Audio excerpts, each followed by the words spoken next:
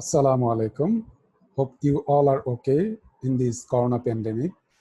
আশা করি সবাই সুস্থ আছেন, নিরাপদে আছেন। আপনাদের এই জাতীয় বিশ্ববিদ্যালয়ের অনলাইন ক্লাসে সবাইকে স্বাগতম। আমি এখানে স্ক্রিন শেয়ার করছি।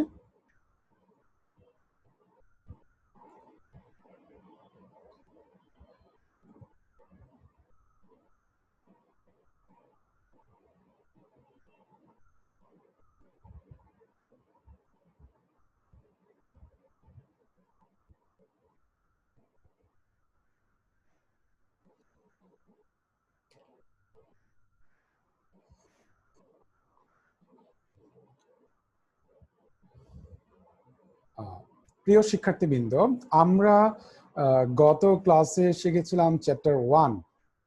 আজকে আমরা জানবো চ্যাপ্টার 2 সম্পর্কে। আমাদের lecture 2, title of the lecture the auditing profession, অর্থাৎ নিরীক্ষা পেশা সম্পর্কে আমরা আজকে বিস্তারিত জানব। Auditing profession, chapter 2. Here the topics will be discussed. এই টপিকগুলো এখানে আলোচনা করা হবে, কন্টেন্টগুলো এখানে দেওয়া হয়েছে।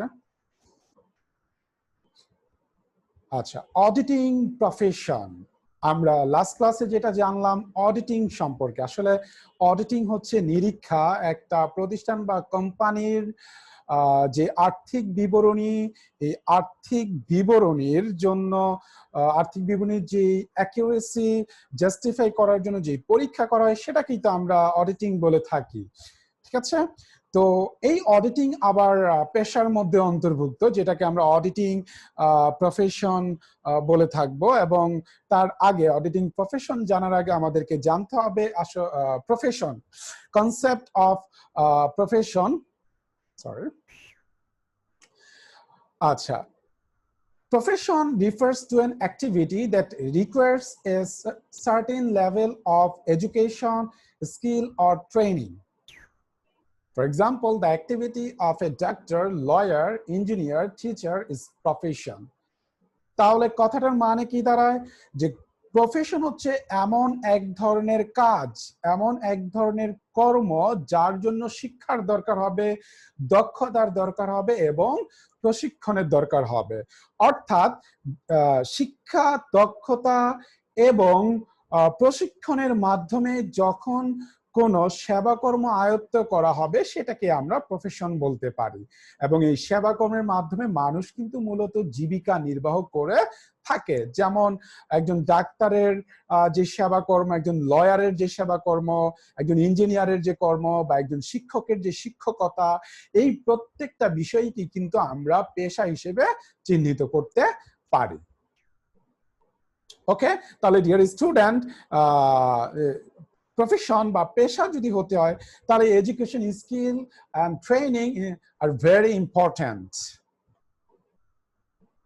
Here is the characteristics of profession. এই যে আমরা পেশা বা প্রফেশন সম্পর্কে যে জানলাম, আসলে এটার বৈশিষ্ট্যটা কি? দেখো, স্পেশাল নলেজ। একটা প্রফেশন যদি হতে হয় তো সেই প্রফেশনের কিন্তু একটা বিশেষ জ্ঞান থাকতে হবে। কেউ যদি কোনো প্রফেশনে যেতে চায়, সেই প্রফেশন সম্পর্কে কিন্তু বিশেষ জ্ঞান অর্জন না করলে সে প্রফেশনের কিন্তু অন্তর্ভুক্ত হতে পারবে না।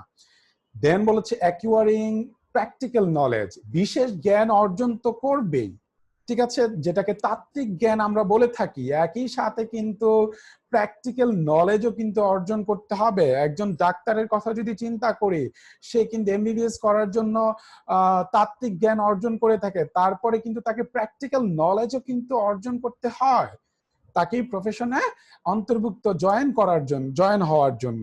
ইভেন একজন লয়ারের ক্ষেত্রে same. Then application of practical knowledge. হ্যাঁ, প্র্যাকটিক্যাল নলেজ অর্জন হয়েছে, কিন্তু সেটা তো অ্যাপ্লাই করতে হবে। ডাক্তার তার প্র্যাকটিক্যাল নলেজ সম্পর্কে জানে, যে কিভাবে সার্জারি করতে সে জানে। এখন এই নলেজ তাকে অ্যাপ্লাই করতে হবে কর্মক্ষেত্রে। ওকে, দেন এথিক্যাল স্ট্যান্ডার্ড। যে কোনো প্রফেশনের একটা নৈতিক চরিত্র থাকবে, কিছু মানবিক আচরণ বা মানদণ্ড থাকবে, ঠিক আছে? নৈতিক মানদণ্ড থাকবে প্রত্যেকটা প্রফেশনের, এবং সেই আচরণ অবশ্যই, সেই মানদণ্ডকে কিন্তু অবশ্যই অনুসরণ করতে হয়, ঠিক আছে? একজন শিক্ষক যদি চিন্তা করে যে তার স্টুডেন্টকে সে শিখাবে, অবশ্যই কিন্তু সে একটা নৈতিক মানদণ্ডের মাধ্যমে, মায়ার মাধ্যমে কিন্তু তাকে শিখাতে হবে, ঠিক আছে? আবার যদি একজন আমরা ডক্টরের কথা চিন্তা করি, অবশ্যই কিন্তু তার রোগীর সাথে কিন্তু সুন্দর আচরণ করতে হবে, আদারওয়াইজ কিন্তু রোগী সুস্থ হচ্ছে অসুস্থ বেশি হয়ে যাবে।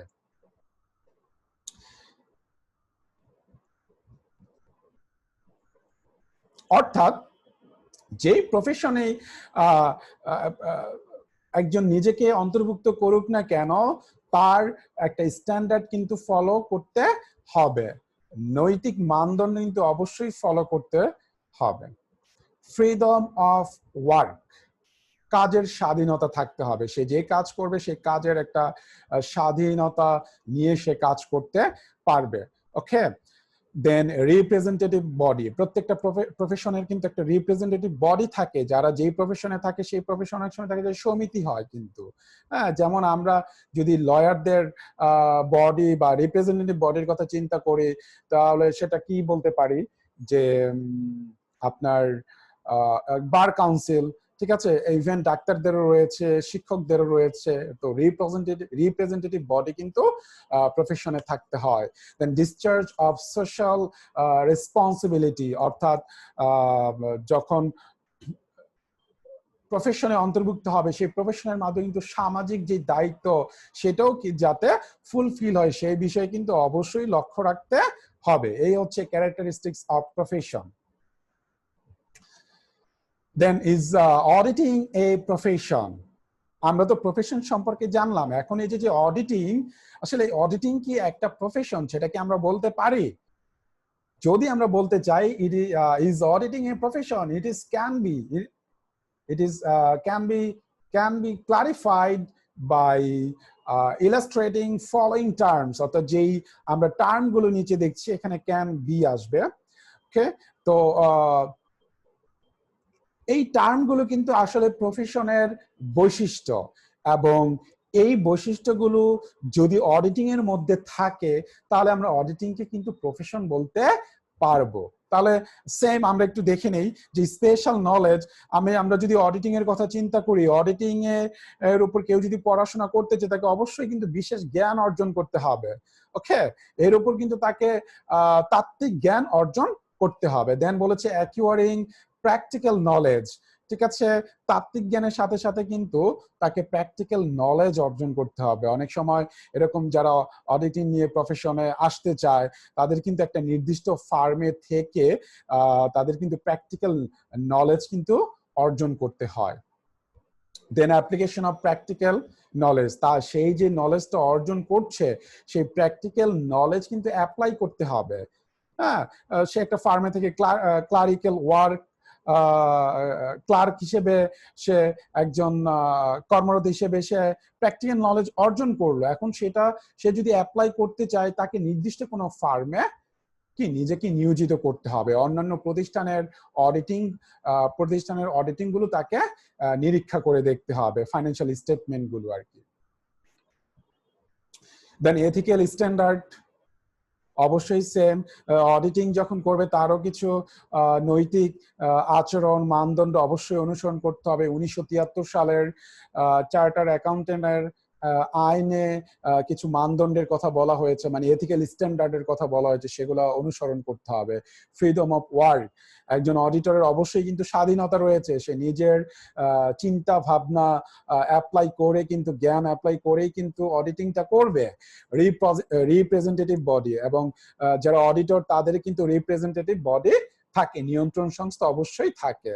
তো এই বৈশিষ্ট্য বা ক্যারেক্টারিস্টিক্স গুলো কিন্তু অডিটিং এর সাথে যাচ্ছে, তাহলে আমরা অডিটিং কে প্রফেশন বলতে পারি। Auditing is a profession.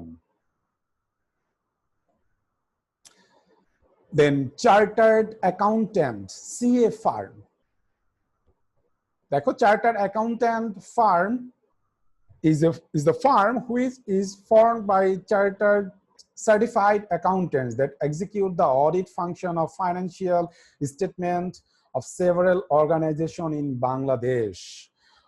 বিষয়টা হচ্ছে যারা অডিটিং নিয়ে নলেজ অর্জন করছে, প্র্যাকটিক্যাল নলেজ অর্জন করছে, যারা অডিটর, তো এই যে সার্টিফাইড অ্যাকাউন্ট্যান্ট, এই সার্টিফাইড অ্যাকাউন্ট্যান্টরা একত্রিত হয়ে যখন কোনো ফার্ম তৈরি করে কোনো প্রতিষ্ঠানের অডিট করার জন্য, সেটাকে আমরা বলতে পারি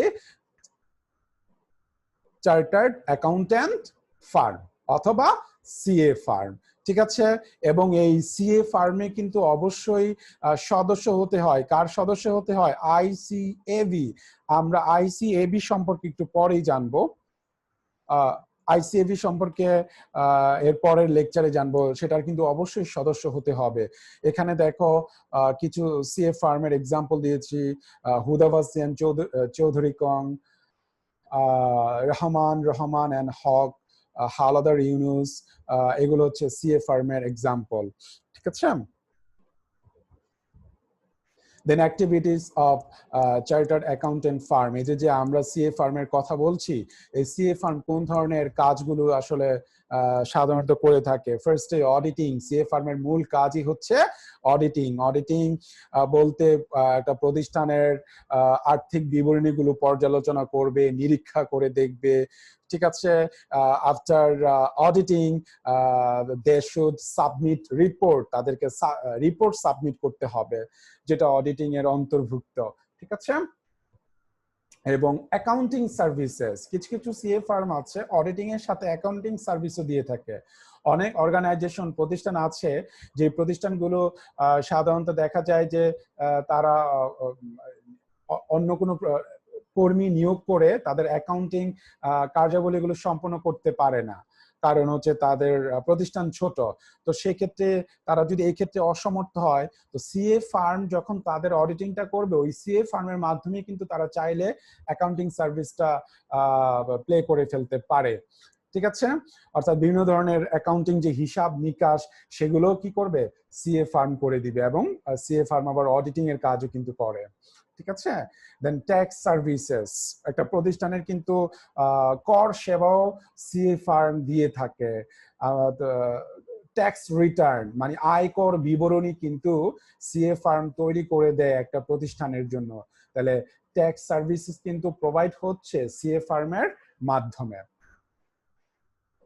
দেন ম্যানেজমেন্ট কনসাল্টিং সার্ভিসেস, অর্থাৎ বিভিন্ন ধরনের কনসাল্টিং সার্ভিস কিন্তু দিয়ে থাকে সিএ ফার্ম। কিভাবে প্রতিষ্ঠানকে পরিচালনা করা উচিত, প্রতিষ্ঠানের ম্যানেজমেন্ট টেকনিক গুলো কি হবে, মার্কেটিং টেকনিক গুলো কি হতে পারে, প্রতিষ্ঠানের ইন্টারনাল কন্ট্রোল সিস্টেম কিভাবে ডেভেলপ করা যেতে পারে, হ্যাঁ, তারপর ইনফরমেশন টেকনোলজি কিভাবে আরো ইউটিলাইজ করা যেতে পারে, এই সমস্ত বিষয়ে কিন্তু বিভিন্ন ধরনের কনসাল্ট করে থাকে CA farm.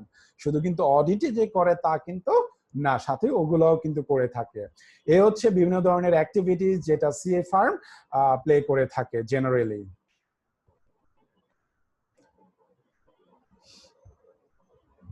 Here, structure of chartered accountant firm.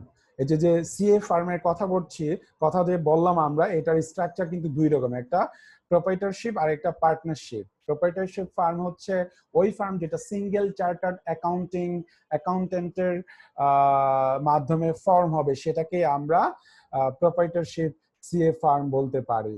The firm which is formed by single chartered accountant is known as proprietorship firm. তাহলে পার্টনারশিপ ফার্ম কোনটাকে আমরা বলতে পারি?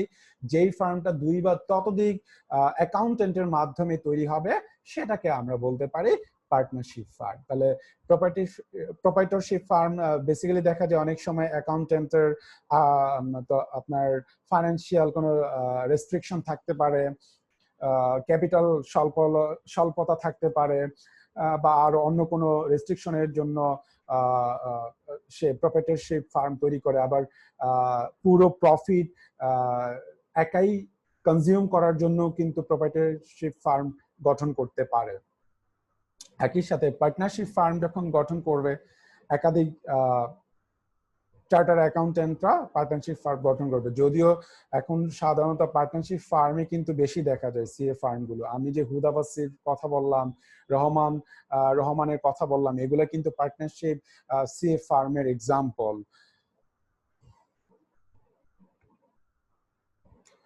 Then আমাদের another concept, a role of Bangladesh Securities and Exchange Commission, BSEC,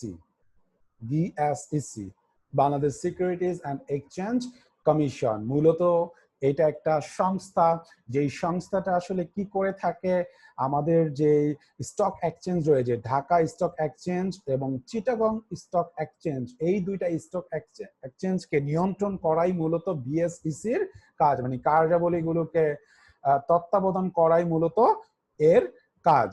তো একই সাথে কিন্তু এই বিএসইসি রোলটা বা ভূমিকাটা কিন্তু অডিটিং এর সাথেও সম্পৃক্ত। কিভাবে সম্পৃক্ত?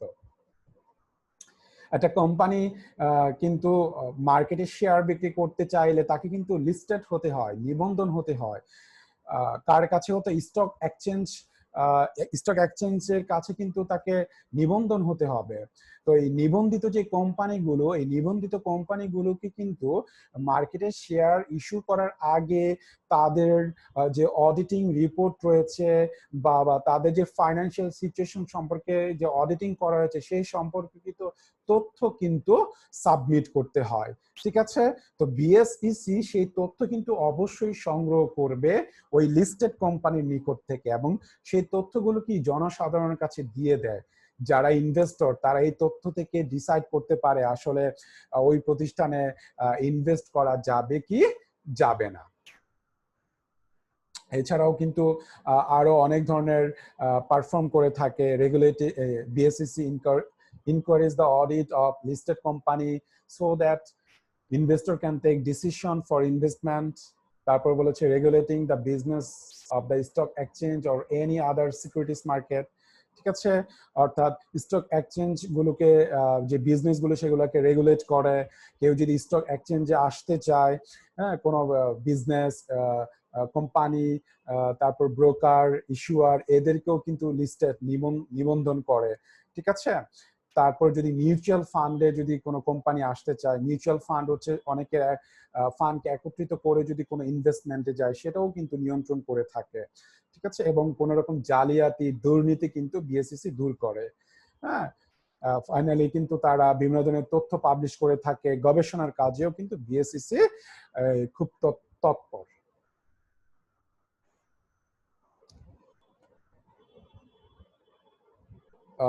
এখানে বলা হচ্ছে যে audit versus non audit activities. Hold. Audit versus non audit activities বলতে আসলে আমরা কি বুঝি? যে অডিট সম্পর্কিত যে অ্যাক্টিভিটিস, ঠিক আছে, আবার অডিট বহির্ভূত কিছু অ্যাক্টিভিটিস রয়েছে, সেগুলো সম্পর্কে আমরা একটু জানি। যেমন ফার্স্টে বলেছে অডিট অ্যাক্টিভিটিস। ঠিক আছে? অডিটর যখন কাজগুলো করবে, অডিট রিলেটেড কি কি কাজ থাকে তার জন্য? ইনিশিয়েটিং দ্য অডিট, প্রথমে কিন্তু অডিট করার জন্য তাকে কাজটা ইনিশিয়েট করতে হয়, রিসিভ করতে হয় যে এই কাজটাকে তাকে সম্পন্ন করতে হবে। প্রিপেয়ারিং এ অডিট প্ল্যান, তাকে একটা অডিট প্ল্যান তৈরি করতে হবে, যে ফুল যে অডিটিংটা করবে সেটা প্রসেসটা কেমন হবে। Then conducting the audit activities, audit plan তৈরি করার পরে তারা পুরো অডিট অ্যাক্টিভিটিসকে তাকে কন্ডাক্ট করতে হবে, পরিচালনা করতে হবে। অডিট অ্যাক্টিভিটিস ফুলফিল হওয়ার পরে দেন তাকে কি করতে হবে? অডিট রিপোর্ট সাবমিট করতে হবে। ঠিক আছে? তাহলে অডিট অ্যাক্টিভিটিস রিসিভ করার পর সেই অডিট প্ল্যান তৈরি করতে হবে, দেন অডিট অ্যাক্টিভিটিস গুলো কন্ডাক্ট করে ফাইনালি তাকে অডিট রিপোর্ট প্লেস করতে হবে, সাবমিট করতে হবে। ডিয়ার স্টুডেন্ট, দেন বলেছে নন অডিট অ্যাক্টিভিটিস। প্রথমে যেটা বলছে যে preparing report of business plan, অর্থাৎ বিজনেস প্ল্যানের আর ব্যবসায়িক পরিকল্পনার জন্য কিন্তু তারা রিপোর্ট তৈরি করে থাকে, এটা নন অডিট অ্যাক্টিভিটিস এর মধ্যে অন্তর্ভুক্ত। দেন সুপারভাইজিং বিজনেস অ্যাক্টিভিটিস, ঠিক আছে, বিজনেস যে অ্যাক্টিভিটিস গুলো রয়েছে এগুলো সুপারভাইজ করে, পর্যালোচনা করে, ইভেন কোন রকম পরামর্শ দিয়ে থাকে। ম্যানেজমেন্ট কনসালটেন্সি, বিজনেসকে বিভিন্ন ধরনের কনসাল্ট বা পরামর্শমূলক সেবা দিয়ে থাকে, যেটা আমি প্রিভিয়াসলি বলেছিলাম যে কিভাবে বিজনেসটাকে আরো ডেভেলপ করা যায়, মার্কেটিংকে কিভাবে আরো উন্নত করা যায়, ই কমার্স বিজনেস কিভাবে আরো ডেভেলপ করা যেতে পারে, এই সম্পর্কিত কনসাল্ট কিন্তু দেয়া হয়ে থাকে।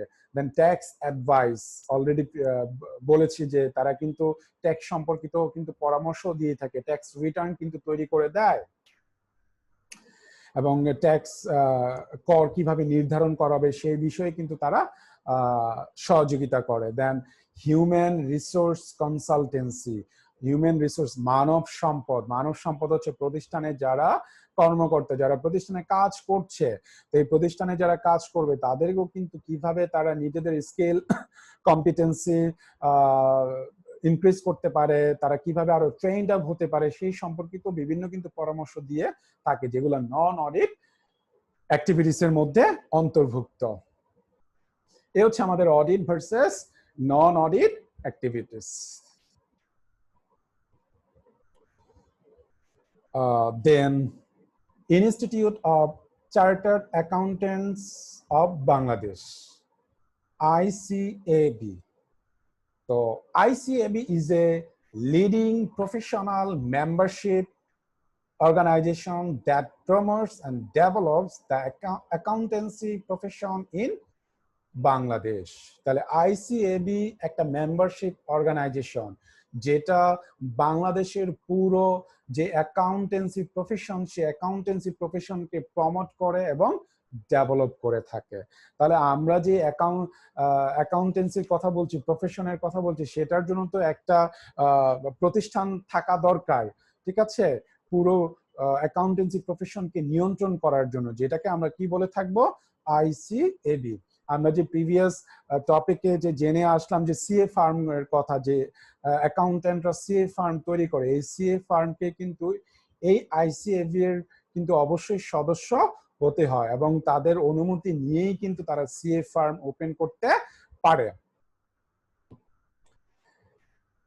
এবং বাংলাদেশের 1973 সালের অ্যাকাউন্টেন্ট যে অর্ডার রয়েছে, সেই অর্ডার অনুযায়ী কিন্তু এই ICAB তৈরি করা হয়েছে আসলে।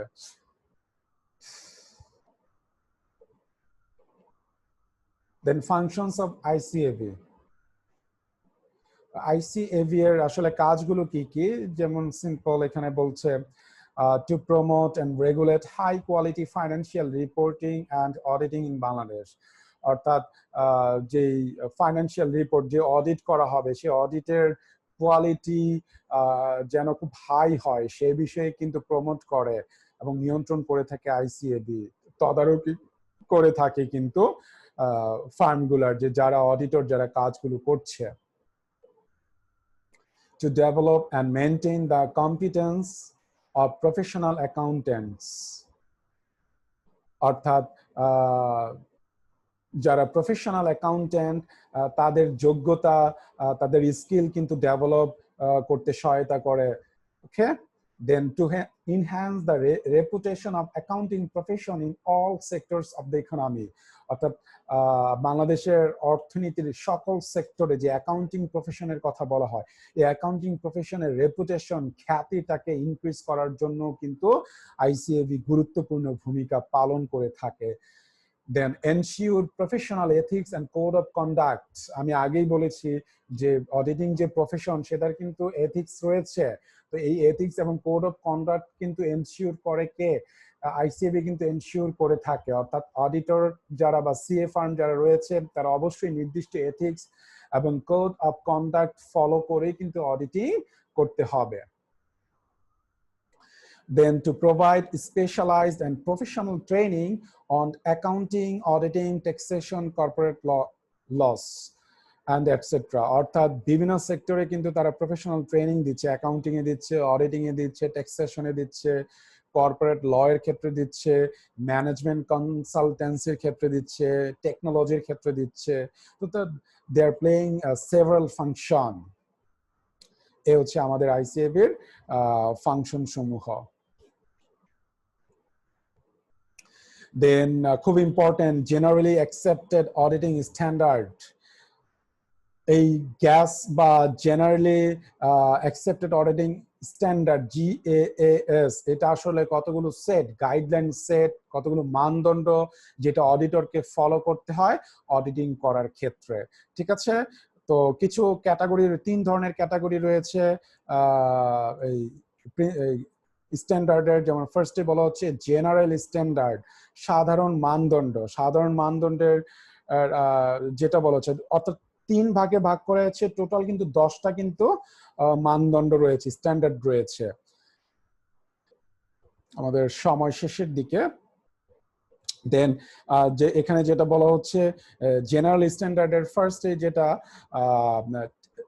টেকনিক্যাল ট্রেনিং অবশ্যই কিন্তু থাকতে হবে। অডিটর যখন অডিট করবে একটা প্রতিষ্ঠানের, তখন তাকে কিন্তু টেকনিক্যাল নলেজ, টেকনিক্যাল ট্রেনিং, ব্যবহারিক দক্ষতা কিন্তু তার মধ্যে থাকতে হবে।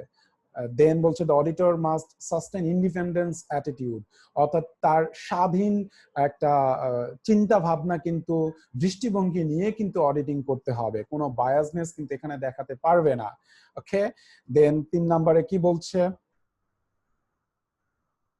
যে the auditor should essentially exercise due professional care, পেশাগত যত্ন দিতে হবে। সে যখন অডিটিং করবে একটা প্রতিষ্ঠানের, কারণ আরেকজনের জন্য হয়ে কাজ করছে, তখন তার যে পেশাগত যত্ন, পেশাগত সততা সেখানে কিন্তু অ্যাপ্লাই করতে হবে for the preparation of report. And the second standard of field work, অর্থাৎ মাঠ পর্যায়ে কিছু কিন্তু তাদের মানদণ্ড রয়েছে। যেমন যেটা প্রথমটাই বলেছে, একজন অডিটর অডিটিং করার ক্ষেত্রে সে কিন্তু তার অ্যাসিস্ট্যান্ট, সাব অর্ডিনেট কিন্তু নিয়োগ দিতে পারে। তো সাব অর্ডিনেটটা ঠিকমতো কাজ করছে কিনা অবশ্যই সেটা কিন্তু তাকে সুপারভাইজ করতে হবে। দেন হচ্ছে সেকেন্ডে যেটা বলেছে ইন্টারনাল কন্ট্রোল, অর্থাৎ প্রতিষ্ঠানের যে ইন্টারনাল কন্ট্রোল সিস্টেম, অভ্যন্তরীণ নিয়ন্ত্রণ ব্যবস্থা, সেটা সম্পর্কে কিন্তু জ্ঞান রেখেই কিন্তু তাকে অডিটিং করতে হবে। এবং the auditor should get sufficient audit evidence, অবশ্যই অডিটরকে অডিট এভিডেন্স, পর্যাপ্ত পরিমাণে অডিট এভিডেন্স নিয়েই কিন্তু কাজ করতে হবে অডিট রিপোর্ট তৈরি করার ক্ষেত্রে। এখানে আরেকটা রয়েছে standards of reporting, 3rd number, যে এখানেও gap, generally accepted accounting principles, অর্থাৎ এই গ্যাপ ফলো করে, generally accounting accepted principles follow করে ফাইন্যান্সিয়াল স্টেটমেন্ট তৈরি করেছে কিনা সেটার প্রতি কিন্তু অডিটর অবশ্যই খেয়াল রাখবে। ওকে, তারপরে যেটা বলছে 2 নাম্বার, অর্থাৎ the auditor should essentially recognize in the auditor's report the circumstances wherein such principles have not been observed consistently in the current period as related to the previous period.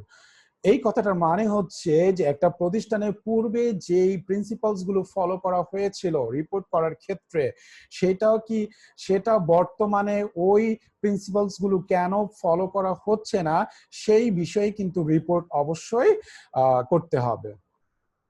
3rd নাম্বারে যেটা বলছে যে information গুলো disclose করা হবে, enough information যে disclose করা হবে সেটা সম্পর্কে কিন্তু অবশ্যই রিপোর্ট করতে হবে। এন্ড ফাইনাল ওয়ান ইজ যখন অডিটর অপিনিয়ন দিবে ফাইন্যান্সিয়াল স্টেটমেন্ট সম্পর্কে, তাহলে অপিনিয়ন তো সে নিজের মতামত তো অবশ্যই দিবে, এবং যদি সে কোনো মতামত দিতে না চায়, কেন দিবে না ফাইন্যান্সিয়াল রিপোর্ট সম্পর্কে মতামত, সেটা সম্পর্কেও কিন্তু তার একটা রিপোর্ট করতে হবে, রিজন গুলো তাকে কিন্তু দেখাতে হবে। ঠিক আছে, অর্থাৎ একটা রিপোর্ট ফাইন্যান্সিয়াল স্টেটমেন্ট করার ক্ষেত্রে কিন্তু অডিটররা অপিনিয়ন দিয়ে থাকে, তো সে চাইলে অপিনিয়ন দিতেও পারে, নাও দিতে পারে। এখন যদি অপিনিয়ন না দিতে চায় তাহলে তার পেছনে রিজন কি সেটাও তাকে দেখাতে হবে। এই দেন ইন্টারন্যাশনাল স্ট্যান্ডার্ড। আচ্ছা, সময় কতটুকু আছে? বেশি সময় নেই আমাদের। International standard on auditing, ISA। আমরা মানদণ্ড নিয়ে কথা বলছিলাম, ঠিক আছে? তো তো কিছু আন্তর্জাতিক মানদণ্ড রয়েছে অডিট করার জন্য, যেগুলো ইন্টারন্যাশনালি এস্টাবলিশড। তো এই মানদণ্ডগুলো কিন্তু অবশ্যই ফলো করতে হয় অডিটিং করার সময়। যেমন এখানে বলছে যে international standards on auditing refer to professional standards dealing with the responsibilities of the independent auditor while conducting the financial audit of financial record. ঠিক আছে, অর্থাৎ ফাইন্যান্সিয়াল রেকর্ডে যখন ফাইন্যান্সিয়াল কোনো অডিট করা হবে তখন একটা প্রফেশনাল স্ট্যান্ডার্ডস কিন্তু সেখানে মেনটেন করা হবে। ঠিক আছে, এবং এটা আসলে কে প্রণয়ন করে এখানে আমি বলেছি, দেখো, this standards are issued by international federation of accountants IFAC আর IAASB, এই দুটা সংস্থার সমন্বয়ে আসলে একটা নিরীক্ষা মান তৈরি করা হয়েছে ইন্টারন্যাশনালি, এবং 35টা স্ট্যান্ডার্ড বা নিরীক্ষা মান তারা কিন্তু প্রণয়ন করেছে। এখানে আমি কিছু স্ট্যান্ডার্ড দেখিয়েছি, কিছু মান দেখো: respective responsibilities, audit planning, internal control, audit evidence, audit conclusions and audit report. These are some international auditing standard.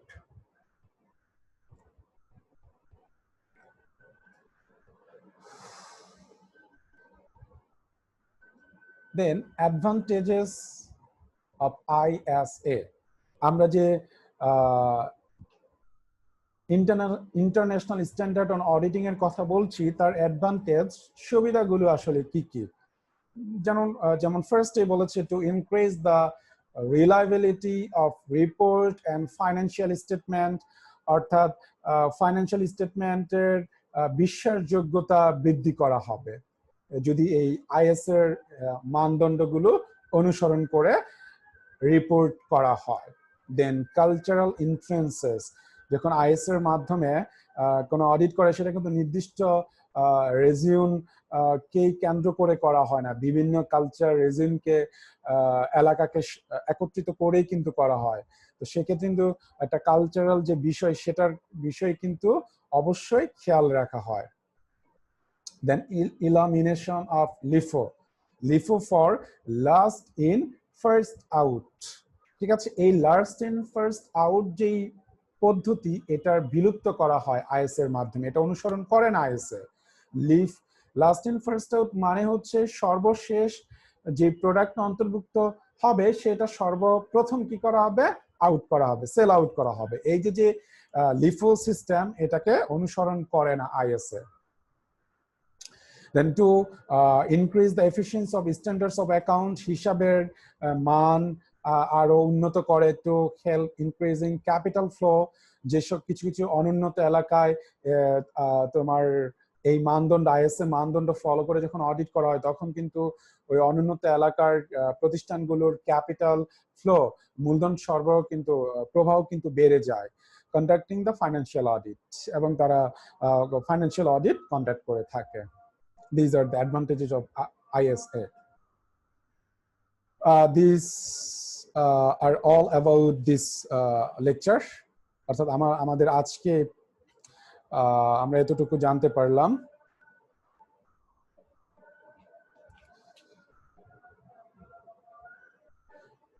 আমি আরেকবার একটু দেখি, রিভিউ করছি আমরা কি কি জানতে পারলাম।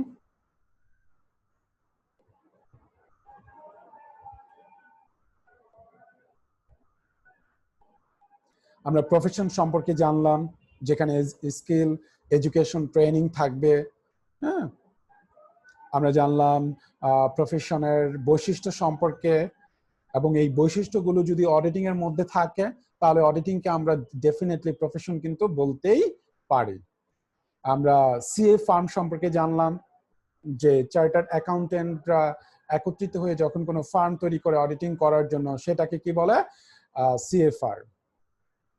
দেন সিএ ফার্মের কিছু অ্যাক্টিভিটিস, তারা তো অডিটিং করে, অডিটিং এর সাথে তারা অ্যাকাউন্টিং সার্ভিস দিয়ে থাকে, ট্যাক্স সার্ভিস দিয়ে থাকে, কনসাল্টিং সার্ভিস দিয়ে থাকে। দুই ধরনের স্ট্রাকচার সম্পর্কে আমরা জানলাম, একটা হচ্ছে প্রোপ্রাইটারশিপ, আর একটা হচ্ছে পার্টনারশিপ। দেন আমরা জানলাম যে বিএসইসি এই অডিটিং এর সাথে বিএসইসি এর আসলে রোলটা কেমন সেটা সম্পর্কে কিন্তু আমরা জানতে পারলাম এখানে। অ্যাক্টিভিটি সম্পর্কে আমরা জেনেছি। আইসিএবি খুব ইম্পর্টেন্ট, আইসিএবি সম্পর্কে আমরা জানলাম যেটা কিনা মেম্বারশিপ অর্গানাইজেশন, রিপ্রেজেন্টেটিভ বডি বলতে পারে আসলে এই যত প্রকার আমরা সিএ ফার্ম দেখি সমস্ত সিএ ফার্মের জন্য।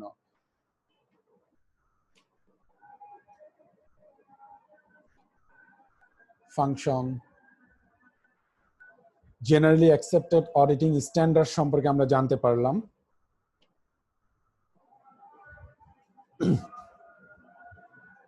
যেখানে স্ট্যান্ডার্ড গুলো একটা অডিট করার জন্য যে স্ট্যান্ডার্ড গুলো থাকবে সেই স্ট্যান্ডার্ড গুলো 3 ভাগে ভাগ করা হয়েছে। একটা হচ্ছে জেনারেল স্ট্যান্ডার্ড, একটা হচ্ছে স্ট্যান্ডার্ড অফ ফিল্ড ওয়ার্ক, আর একটা হচ্ছে স্ট্যান্ডার্ড অফ রিপোর্টিং। এবং এই 3টা ফিল্ড ওয়ার্কে 10 ভাগে ভাগ করা হয়েছে।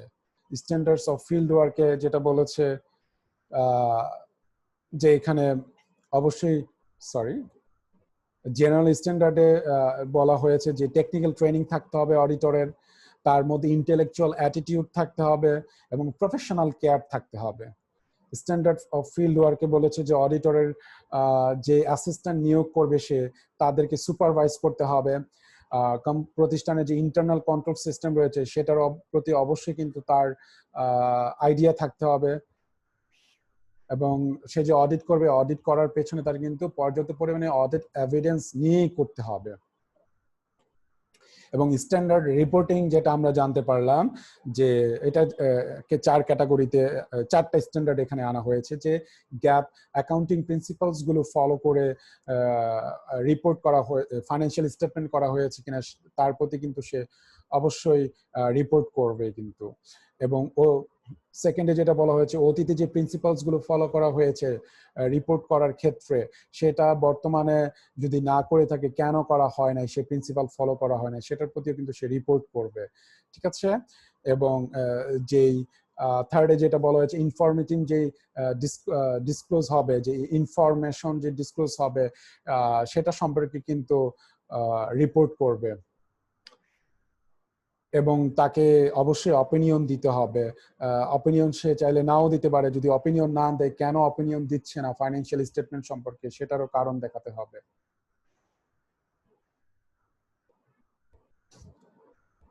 এবং আমরা এখানে জানতে পারলাম যে ইন্টারন্যাশনাল স্ট্যান্ডার্ড অন অডিটিং অর্থাৎ কিছু আন্তর্জাতিক মান সম্পর্কে আমরা জানতে পেরেছি এবং এটার সুবিধাগুলো আমরা জানলাম।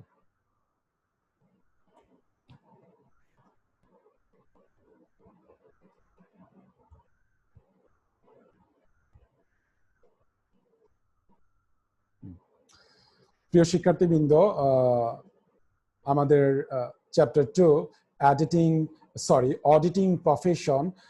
অডিটিং প্রফেশন সম্পর্কে আমরা বিস্তারিত জানতে পারলাম।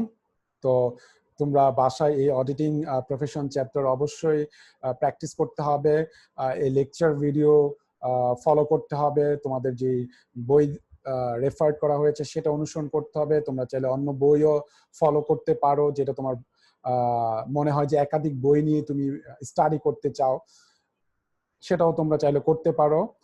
তো আজকের মতো এতটুকুই, সবাই ভালো থাকো, আল্লাহ হাফেজ।